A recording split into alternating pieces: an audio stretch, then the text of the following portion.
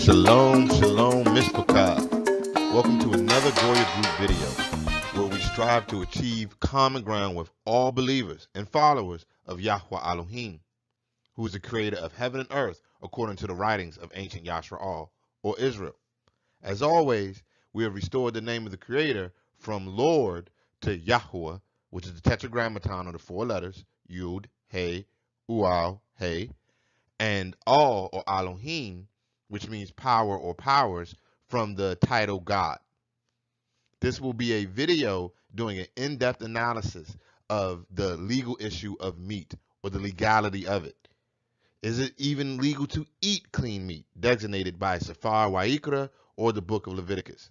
So all those clean meats and chickens and all that stuff that's legitimate to eat, can we even eat it today based on the law? Short answer is no. It is illegal to eat flesh now, and we will prove it with more than 2 to 3 witnesses. Our first witness will be the 66 Catholic Canon, or the Codex Leningrad, which most of us call the KJV, or the King James Version of the Bible. All right, let us first take a look at the command of Yahweh Elohim regarding what was originally food in Bereshith, or Genesis, chapter 1, verses 29 through 30. It reads, "Then Elohim said, I give you every seed-bearing plant on the face of the whole earth, and every tree that has fruit with seed in it.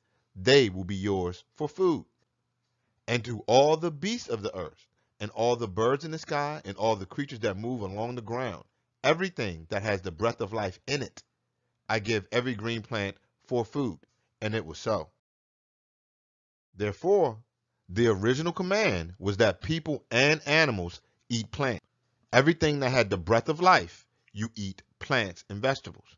Some may think that this was only for the garden and the fall of Adam or mankind, and after that, or the flood, a new set of commands were instituted, or Yahweh changed his command. But if that were true, why do we still observe all the other commands given then, such as the Shabbat and what marriage technically is? To those who are like me, Messianic, or believe in HaMashiach, which is the Messiah, HaMashiach was a reformer of the law. In spite what many teach or believe, he did indeed change what was being passed off as the Torah of Musa, or the law of Moses, in the first century Palestine. Looking at Matthew 19, we see this in effect. The Pharisees are trying to trip Mashiach up to shift public opinion of him. They would often try him on matters of Torah, and in this case, it's over divorce. They attempted to test his doctrines against the law of divorce according to the Catholic New Testament. So Matthew 19 verse 3 reads, "Some Pharisees came to him to test him. They asked, is it lawful for a man to divorce his wife for any and every reason?" They are quoting Torah directly. We find this in Devarim 24, or Deuteronomy 24 verses 1 to 2 show us what these Pharisees are quoting. Verse 1 reads, "When a man takes a wife and marries her, and it happens that she finds no favor in his eyes, because he has found some uncleanness in her, and he writes her a certificate of divorce, puts it in her hand, and sends her out of his house, when she has departed from his house and goes and becomes another man's wife." So let's look at this. The law clearly states that if a man finds an uncleanness in his wife, he can divorce her and give her a certificate of divorce, and she could then go and marry another. That is the law, clear as day, black and white, given by Musa, and the Pharisees are clearly 100% right according to it. The case should be closed, right? Not really, as Yahusha replies, back in Matthew 19, verse 4, "Have you not read?" He replied, "that at the beginning the Creator made them male and female, and said, for this reason a man will leave his father and mother and be united to his wife, so the two will become one flesh. So they are no longer two, but one flesh. Therefore, what Elohim has joined together, let no one separate." He directs them back to Bereshith, Genesis, the beginning. He's directly quoting Genesis. That's what Mashiach answers to their query about the Torah. Verse 7. Why then, they ask, did Musha command that a man give his wife a certificate of divorce and send her away? The Pharisees are stuck, they're entrenched in their position. They are pointing back to Torah. They're going back to Devarim or Deuteronomy because it is clearly written that a man can divorce his wife if he finds uncleanness in her, and she can go and marry another. But again, what does Yahusha say? Verse 8, Yahusha replied, Musha permitted you to divorce your wives because your hearts were hard, because it was not this way from the beginning. So again, back to the first command, the beginning, Bereshit or Genesis. Verse 9, I tell you that anyone who divorces his wife except for sexual immorality or fornication and marries another woman commits adultery. HaMashiach informs them that Musha gave an allowance for things, but they were not the original plan from the Father. This is the perfect will of the Father versus his permissible will. And since we know the Father does not change, the original plan was obviously the better way. This is how meat applies here. Musha gave allowances, but this wasn't the original plan. Yahusha clearly changed what was in Torah back to the original way, even going so far as to say that if the woman marries another, she and the man she marries commits adultery. If this was just a matter of about the divorce, she's not legally divorced. That's what they're saying, or that's what Yahusha's saying. You're not legally divorced if you divorce your wife for any reason other than fornication. Whether you want to see that just as physical or spiritual, that's what he says. So if you are married and you marry another woman, what does that mean? That should just be polygamy or polygyny. 2 wives.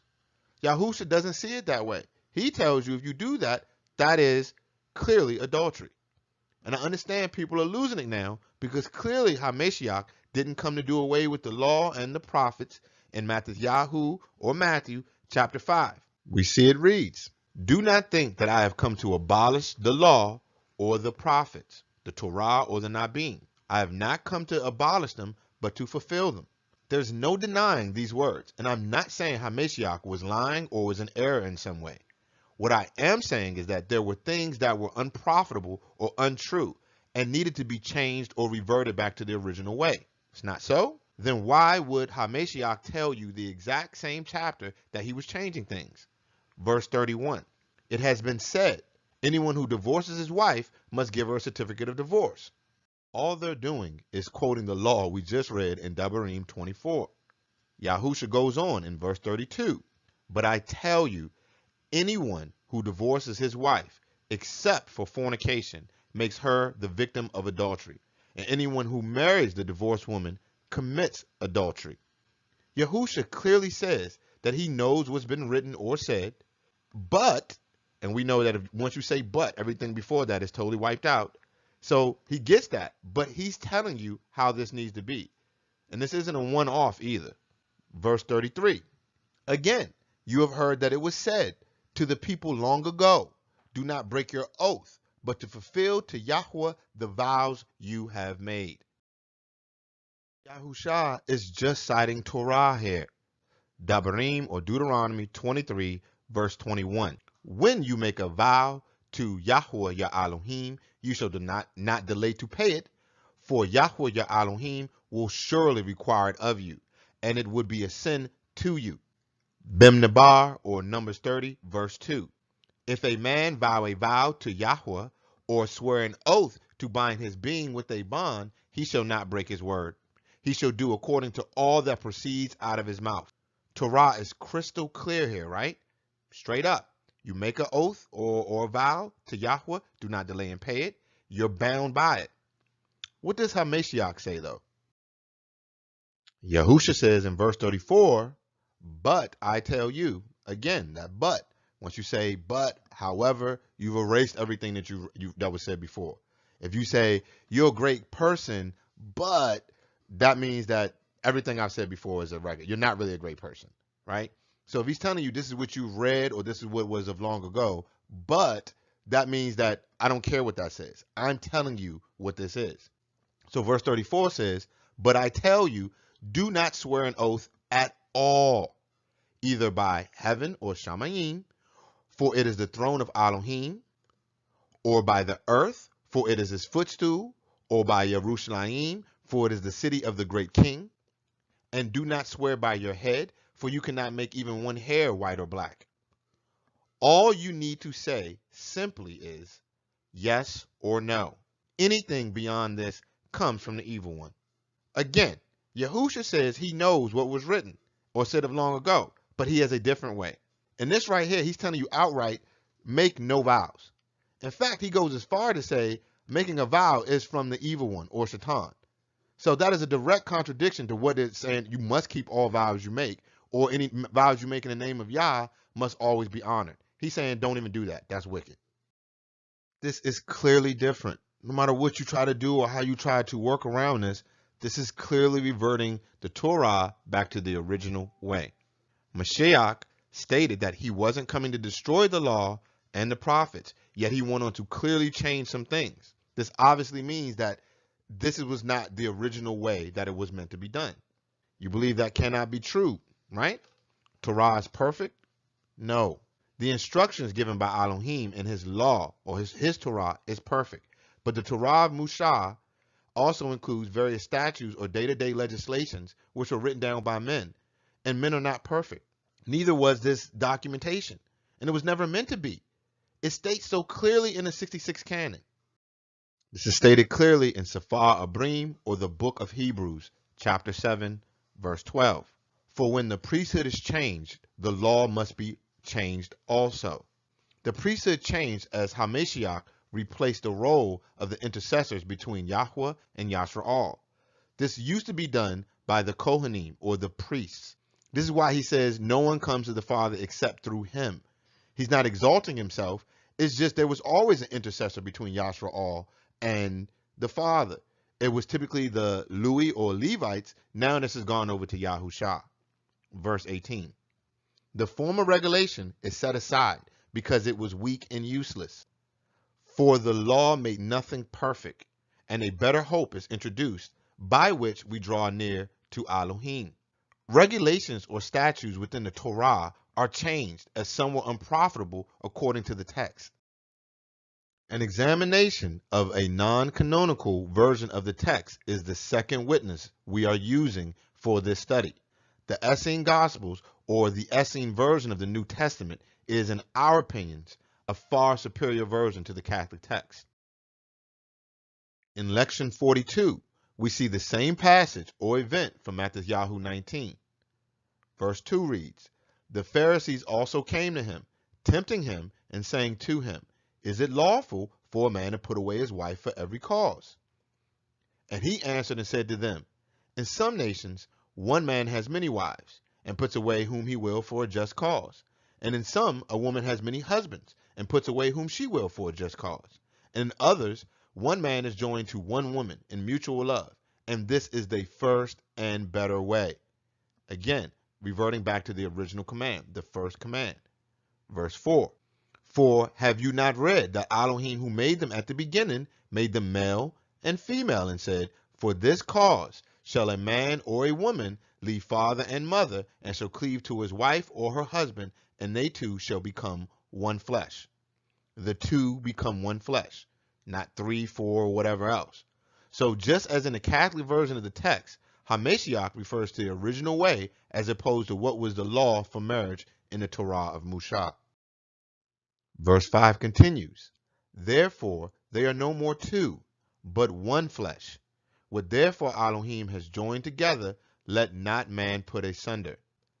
They said to him, Why did Mushah, or Moses, then command to give a writing of divorcement?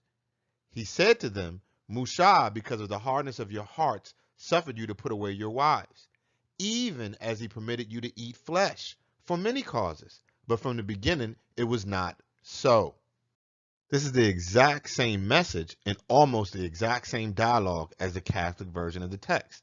However, there's also the mention of the original command about flesh.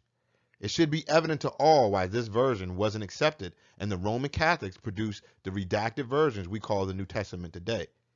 The Roman Catholic version implicitly states or implies that polygamy is wrong. and that we should be going back to the original commands about diet and marriage. But this version explicitly or directly states it. This is what actually happened in Palestine 2,000 years ago. The Nazarene or Essene Ebionite movement were the original followers of Mashiach, comprised of his brothers and other family members. They were against the early forms of rabbinical Judaism and the Pauline Christianity movement that evolved into Roman Catholic Church by the 4th century CE. I'm sure that many intelligent people are asking the obvious question as to why Hamashiach served the multitude fish and himself ate meat on numerous occasions, such as the verses about Pesach or Passover and the fish that he ate with after the resurrection. The short answer is he didn't. Not only that, but the text doesn't even say he did. The original version of the feeding of the multitude story only refers to bread, not bread with fish.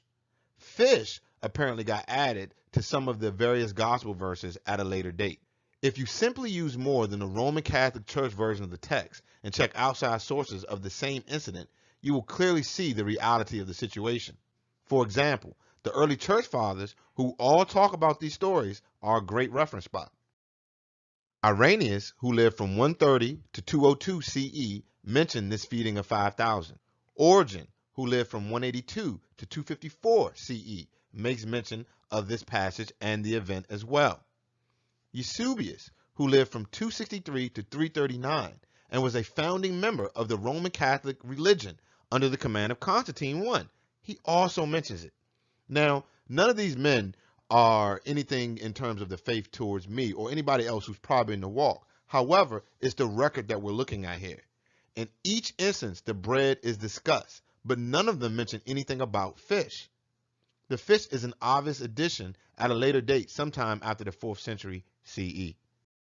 In fact, if you take a close look or inspection of the Catholic New Testament, it says in Matthew 16:9, when Yahusha is talking about the feeding of the 5,000, do you not yet perceive? Do you not remember the 5 loaves for the 5,000 and how many baskets you gathered? No fish are included with the loaves there. Also, this is recorded in Marcos or Mark chapter 8. In verse 17, it starts off, aware of their discussion, Yahusha asked them, why are you talking about having no bread? Do you still not see or understand? Are your hearts hardened? Do you have eyes but fail to see, and ears but fail to hear? And don't you remember? When I broke the 5 loaves for the 5,000, how many basketfuls of pieces did you pick up? 12, they replied. Again, no fish. And this is in the 66 canon. What about the Pesach or Passover lamb then, right? We just talked about it. Find one verse about Hamashiach anywhere eating anything other than bread and drinking wine during the Last Supper. It's just that simple. The verse doesn't exist. Let us take another examination at the second witness of this video, which is another version of the text, the Essene Ebionite Nazarene New Testament. Lection 75, verse 6 reads, and Curios, which is Iscariot, said to him, Master, behold the unleavened bread, the mingled wine, and the oils and the herbs. But where is the lamb that Musha, who's Moses, commanded? For Yahudah had brought the lamb, but Yahusha had forbidden that it should be killed. And Yachanan, who's John, spoke in the Ruach, or spirit, saying, behold the Lamb of all, the good shepherd which gives his life for the sheep. And Yahudah was troubled at these words, because he knew that he would betray him. But again, Yahudah said, Master, is it not written in the law that a lamb must be slain for the Pesach within the gates? Again, we see people are trying to hold Yahusha HaMashiach, or Yahusha the Messiah, to the Torah of Musha, and what is clearly written. What is his reply? And Yahusha answered, if I am lifted up on the stake, then indeed shall the lamb be slain. But woe to him by whom it is delivered into the hands of the slayers. It would be better for him if he had not been born. The excuse or pretext Yehuda of Curios, which is Judas Iscariot, used to betray Hamashiach was his violation of killing the lamb for Pesach.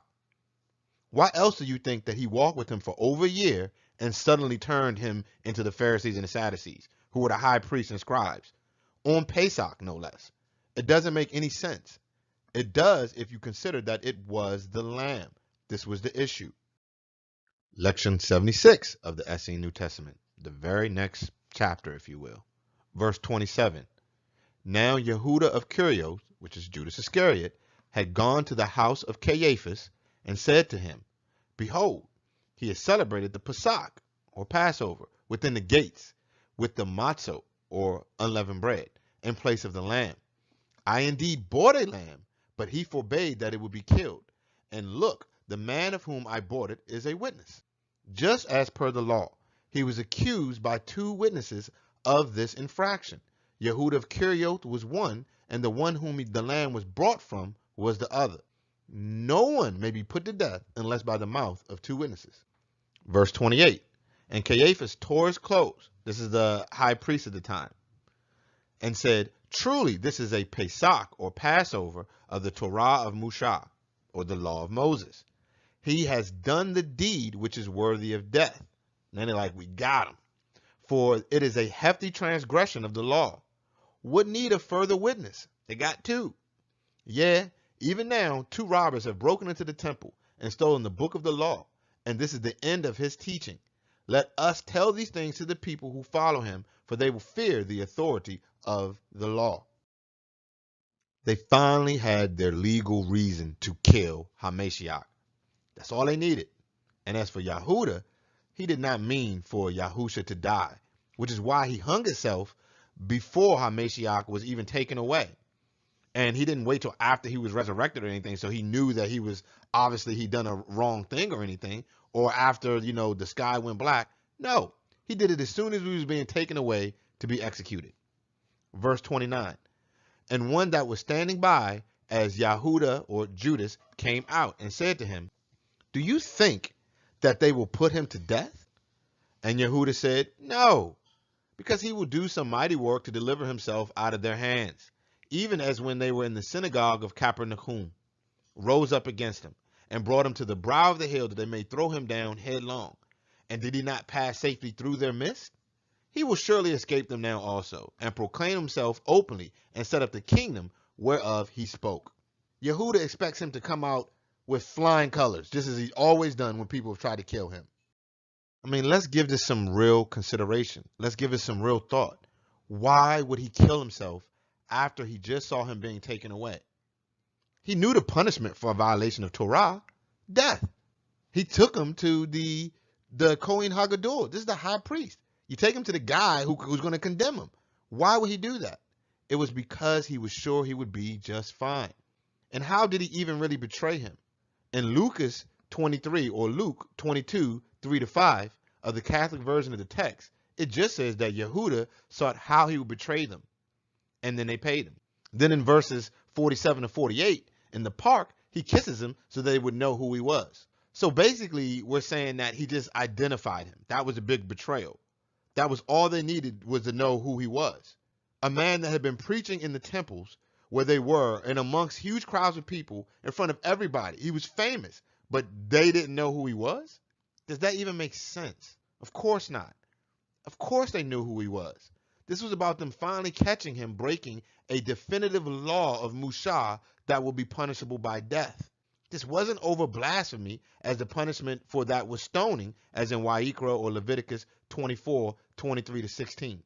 So this execution was always about the violation of the Torah of Musa in respects to Pesach. Now let us go ahead and take a look at that verse about Yahusha eating fish. We've gone over the other two, the Pesach lamb and all that other stuff about feeding the 5,000. But it explicitly states in Luke 24, verses 42 to 43, they gave him a piece of broiled fish, and he took it and ate it before them. That should be dead right there, right? No problem whatsoever. That should end the conversation. He clearly ate it. But this is the only verse or the only witness in the entire Catholic New Testament that explicitly states Yahusha HaMashiach ate any meat whatsoever. Some people would even argue that this is an obvious addition or forgery given the conflicting timelines after the resurrection. in which Lucas says all 11 of the Shulukah, or the apostles or emissaries, are present. But in the account of Yachanan or John, it clearly says Thomas was absent. Remember doubting Thomas, he wasn't there. He's like, until I see them and stick my hands in. Yeah, he wasn't there. But in this account, it says all of them were there, all 11. Remember, Yehuda of Kerioth, or Judas Iscariot, is dead. So the 12 go to 11. Thomas wasn't there in one of the accounts. It's a contradiction there. Furthermore, Matthew and Marcos, or Matthew and Mark respectively, place him in Galil or Galilee at this time after the resurrection. These conflicts aside, the word used there isn't even fish. The word in Koine Greek for fish is psari. Forgive me for my accent, I don't speak Greek. The etymology is from ancient Greek opsarion, a diminutive of opson, or delicacy. Phonetically, it is psari, as in the Greek dish psari plaki, meaning oven-baked fish. Opsarion doesn't even technically mean fish. It means relish that can be made with fish, but not specifically, and can easily mean relish as in seasoned vegetables, as the Greek word fish is a derivative of that root word, which actually means delicacy, not fish. And the derivative gives you psari, which is specifically a fish. That's not the word that was used in Lucas 24. The Greek word used in Lucas 24, the HaMashiach 8, and all the other mentions of the word fish in the whole New Testament is actually G, or Greek's 28:46. It is ichthus. It's a noun, an early Christian emblem in the shape of a fish. There's no origin or etymology for this word. It's not even a word. It is a Christian symbol of a fish. This has to do with the age of Pisces. If you can see the Pisces symbol in the background, that's exactly where it comes from. You see the Jesus fish, that's what it is. Those ribbons, for cancer and awareness, that's all that is. It's about the age of Pisces. Now, I'm sure many are in an uproar right now and are breaking out their verses of YHWH or Leviticus, showing all the clean flesh that is acceptable to Yahweh. That's a good idea, because that's where we're about to go. So back to our first witness, the 66 canon. So what we're going to do next is we're going to examine Kuhalath or Ecclesiastes, Debri HaYamim Alaf or 1 Chronicles, and YHWH or Leviticus. For those who may be Torah only and outright reject any form of the New Testament or Gospels, and also for those who do accept HaMashiach, but they find fault with the New Testament and thus rely solely on the Pentateuch or the 5 books attributed to Mushah, which is commonly referred as the Torah. So this is who we're doing this for. Anybody who has a problem with the New Testament, this is going to apply. A study of the sacrificial laws will provide insight into the dietary laws and help further illustrate why we cannot legally consume meat today as people who are trying to be obedient to the Most High Yah. We must first understand the relationship Yasha'al had with animals. They were innocent, and man had no preeminence over them. Kuhalath or Ecclesiastes chapter 3 verses 19 through 20. Surely the fate of human beings is like that of the animals. The same fate awaits them both. As one dies, so dies the other. All have the same ruach, or spirit. Humans have no preeminence over animals. Everything is futile. All go to the same place, all come from dust, and to dust all return. Louis, or the Levites, were basically ordained butchers. That's just the truth of it. Their role was one of slaughter. They were intercessors for the people in matters of atonement for transgression or unintentional transgression of the law or sin. They used the blood of clean animals, which were innocent and pure, to cover the sins of the transgressions of Yasha'al. The sons of Aharun, or Aaron, were given the duty of priest, or Kohanim, and were to slaughter and make these offerings. The other children from Louis were to perform other various duties in respect to the temple, but not function as priests to slaughter. Debri HaYamim Aleph, or 1 Chronicles 23 verse 13. The sons of Amram, Aharon, and Mushah, or Aaron and Moses. Aharon was set apart, or dedicated, he and his descendants forever, to consecrate the most kudush things, to offer sacrifices before Yahweh. to serve before him and to pronounce the blessings in his name forever. Aharon's descendants were the only ones set apart to offer sacrifices and consecrate anything. They were the only ones allowed to kill animals, and they did it as an offering for Yahweh. This isn't to say if an animal or predator threatened their lives, they wouldn't kill it. Of course YHWH was. Just that the clean animals killed to consume were innocent, and thus had innocent blood needed to cover sins. That innocent blood had to be offered to Yahweh. We know this by looking at scripture. Debra Hayamim Aleph, 1 Chronicles 24, verse 1. Have Aharon your brother brought to you from among Yashrael, who is Israel, along with his sons Nadab and Abihu, Eleazar and Itmar, so they may serve me as Kohanim, or priests. The sons of Musha, the man of Elohim, were counted as a part of the tribe of Levi.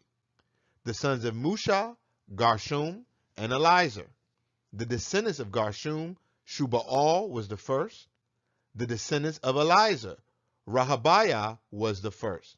Eleazar had no other sons, but the sons of Rehabiah were very numerous. The children of Musha were counted as Levi, or Levites, but not Kohanim, or priests, and Shubaal was the firstborn of the firstborn, or his rightful heir.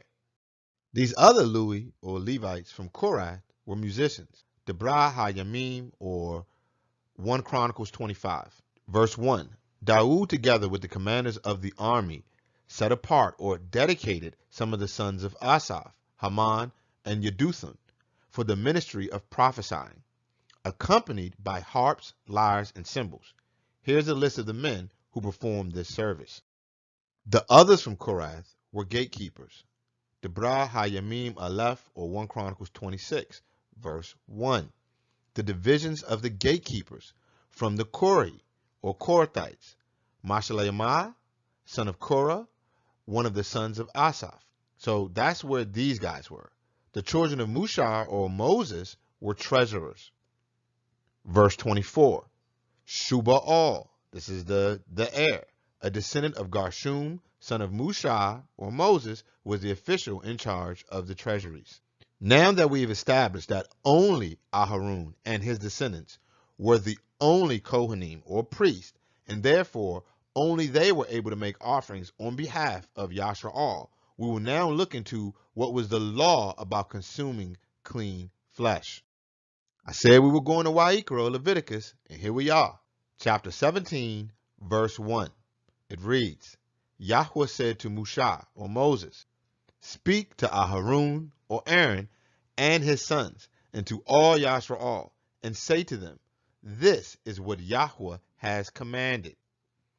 Anyone from Yashrael who slays an ox, or a lamb, or a goat in the camp or outside of it, those are all clean animals, instead of bringing it to the entrance of the tent of meeting to present it as an offering to Yahweh in front of the tabernacle of Yahweh, that person shall be considered guilty of bloodshed. They have shed blood and must be cut off from their people. This is so Yashrael will bring to Yahweh the slaughterings they are now making in the open fields. They must bring them to the Kohen, or priest, that is to Yahweh, at the entrance of the tent of meeting, and slaughter them as offerings of peace. What this is saying is that Yahweh commanded that anyone who kills any clean animal and does not bring it to the Kohen, or the priest, then that person is guilty of bloodshed. That innocent animal must be offered to Yahweh as a peace offering for shedding innocent blood. The sacrifices were used to cover sins and make offerings during festivals. The meat that wasn't given to the Kohanim, or the priest, as tithes was consumed by the rest of Yashrael. If you're eating meat that wasn't killed by a son of Aharon and offered to Yahweh, then the innocent blood of that animal is on your head. If you wanted to eat some meat back then, you would take the cow to the Kohen, or priest, as a peace offering in thanksgiving, and give a cut to the Kohanim, or priest, who would take the blood and all the fat and other parts not fit to eat, that pump blood or other substances not fit to consume. They would burn them. and you would take the rest of the flesh to eat for yourself and give them their cut. The sin or guilt offering, the ascending offering or burnt offering, and the peace or thanksgiving offering were the various offerings made by the Kohanim on behalf of Yahshua outside of the festivals. Sin offerings were made to use innocent blood of clean animals to cover sin or unintentional transgressions of Torah. The burnt offering was a typical offering made at festivals solely to Yahweh, and were clean animals offered totally in a consuming fire to Elohim. A peace offering will be the most common offering made, consisting of clean flesh or animals for the consumption outside of festivals. What is even a clean animal scripturally? Let's just think about this for a second. Animals that didn't eat blood or unclean things like waste and bacteria, which included dead flesh. No carrion eater or dead flesh is a clean animal. Nothing can eat dead flesh and be considered a clean animal. No eater of flesh with blood in it is a clean animal. So animals are only considered scripturally clean if they only eat plants and vegetables. Why do you think you're clean by eating dead flesh? Okay, so what are the parameters of these peace offerings, which is the most common offerings made outside of festivals or sin or guilt offerings? Chapter 7 of YHWH or Leviticus will tell us, verse 11, these are the regulations for the peace offering anyone may present to Yahweh. The meat of their peace offering of thanksgiving must be eaten on the day it is offered. They must leave none of it till morning. If, however, their offering is a result of a vow or is a free will offering, the sacrifice shall be eaten on the day they offer it, but anything left over may be eaten on the next day. The text is clear for those who want to be obedient to Torah. You must eat an animal on the day it is offered or sacrificed if it is a thanksgiving offering. But if it is a free will offering from a vow, it can be eaten 2 days later. But no offering can be eaten after 2 days according to Torah. Verse 17, any meat of the sacrifice left over till the 3rd day must be burned up. If any meat of the peace offering is eaten on the 3rd day, the one who offered it will not be accepted.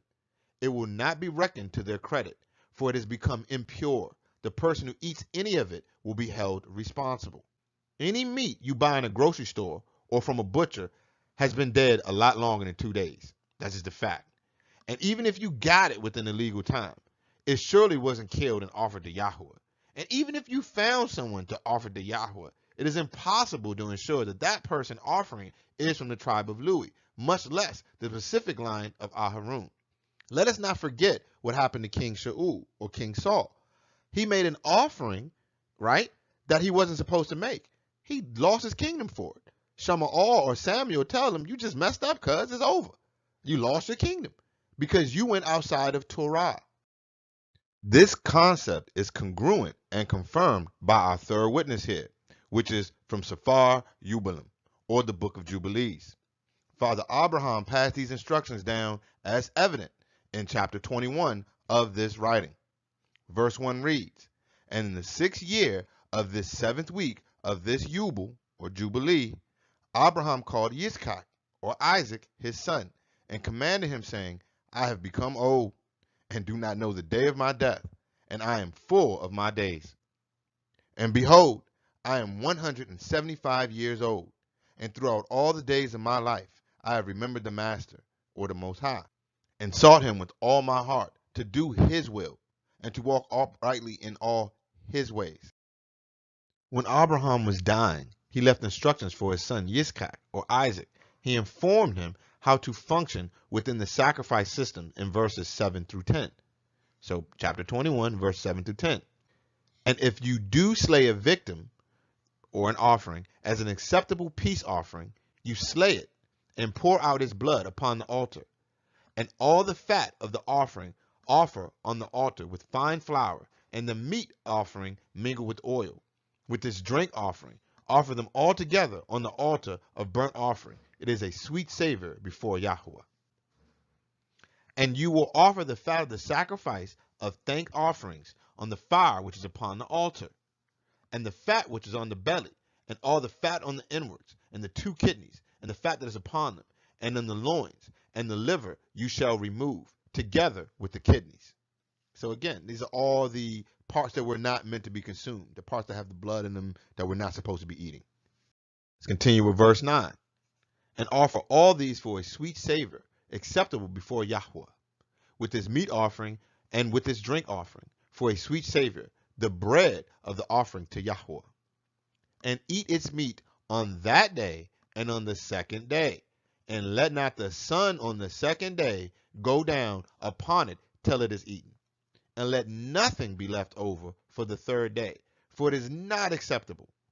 And let it no longer be eaten. And all who eat of it will bring sin upon themselves. For thus I have found it written in the books of my forefathers, and in the words of Canuk, and in the words of Nuach, or Enoch and Noah, respectively. This text of Yehubalim, or Jubilees, is right in sync or in line with that of YHWH, or Leviticus, about the offerings and consumption of meat. And Abraham is clear in his instructions to his son. And he stated that these instructions were from his forefathers, such as Canuk and Nuach, which means that this Torah or instructions predated Mushah, or the priesthood established at that time. Whether you are Torah, Tanakh only, or Messianic, the results are the same. You cannot eat flesh after 2 days of his death. Even consider the state of YHWH and compare that with the scripture, and it also proves that meat is off the menu. When YHWH is in exile and the temple is profaned in Yerushalayim, or Jerusalem, the children of YHWH refrain from consuming flesh. In Sefer Daniel, or the book of Daniel, chapter 1, this is evident when the Babylonians brought the Yehudim, or the Yehudi, I guess you would say Jews, but we don't use that word, to court. Verse 5 reads, the king assigned them a daily amount of food and wine from the king's table. They were to be trained for 3 years, and after that, they were to enter the king's service. Among those who were chosen were some from Yehuda, Daniel, Hananiah, Mishael, and Azariah. The king gave them food from the royal table, which included meat. Verse 8. But Daniel resolved not to defile himself with the royal food and wine. He asked the chief official for permission not to defile himself this way. Daniel refused the food and the wine. Some will claim this is because the food or the meat was unclean, but the text just doesn't say that. Just that to consume it would defile themselves. And how could wine even be unclean? It was about the animals not being offered to Yahweh by Kohanim or priest, and the meat being dead for longer than 2 days. Verse 16. So the guard took away their choice food and the wine they were to drink, and gave them vegetables instead. That's what was acceptable to Daniel, so he would not be profaned. Vegetables. This concept is supported by the fourth witness and the last witness of this study, Sefer Maccabees, or the Book of Maccabees, which is another non-canonical writing that was removed by the Roman Catholic Church, but also has the congruent theme from this study. During the Greek occupation of Yerushalayim, the Maccabees, or Hasmoneans, who were the rightful descendants of Aharon and thus Kohanim or priests, left the temple and lived in the wilderness and only consumed vegetables, because just as in the time of Daniel, the temple was polluted. Maccabean Beit, or 2nd Maccabees, chapter 5, verse 27. But Yahudah Maccabee and about 9 others escaped into the barren mountains, where they lived like wild animals. In order to not defile themselves, they ate only plants which they found growing there. Again, this was not a case where they couldn't get animals that were clean, or couldn't get animals to kill that were clean in the wilderness. They just chose not to, because even though they could eat it within 2 days, and even though they were the sons of Aharon, and thus could offer to Yahweh properly, the fact that the temple was occupied by the Greeks meant that it could not be brought before the tent of appointment, and therefore any meat they ate would have been illegal. In conclusion, the land is currently trodden down by Gentiles until the age of Gentiles is fulfilled. However you want to look at that, as age of Pisces, whatever. We're waiting for the new age to come in, the age of the water bearer. Right. That's what we're waiting for, the age of the millennial reign. And if you're Torah only, let's move that to a side for a second. You cannot legally eat the flesh of animals right now. Just can't. Now, if you're trying to keep the Torah, and even if you're Messianic and you believe the temple is within Yahshua now, it still doesn't cover all the stipulations required to eat flesh. First off, It must be eaten within 2 days. Secondly, it must be brought to the temple, which was the only place ordained by Yah to slay a clean or innocent animal. Third of all, it must have a Lewi or Levite, Kohan or priest from the line of Aharon to offer it for you. Therefore, meat is off the table if you're desiring to be obedient to Torah, regardless if you are Torah only or not. And let's give some deep thought to this anyway, some consideration. Look at Yashayahu or Isaiah chapter 11, the righteous reign. A lot of people believe this is a messianic prophecy, or some of those think it's Dawood, whatever it is. The point is, this is a end time reign right there. And I chose this one because outside of the one from Kahazon or Revelations, because some people might not accept that version or accept the New Testament. So it's fine. Let's just look at chapter 11, verse 6 or verse 7. It says that the lion will lay with the lamb. The bear and the calf will graze together. It says a lion is going to eat straw. So why would a lion eat straw? Because the fall of animals were directly related to man. Man were the first kind to taste flesh, to eat blood.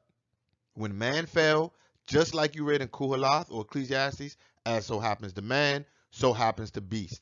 When man fell, beast fell as well. So the reverse needs to happen. Mankind needs to pull back from eating flesh. The same will happen to beasts. And I know that sounds weird, but I'm telling you, this is what the text says. So you either believe it or don't. But as always, we appreciate your time. Shalom, Mishpachah.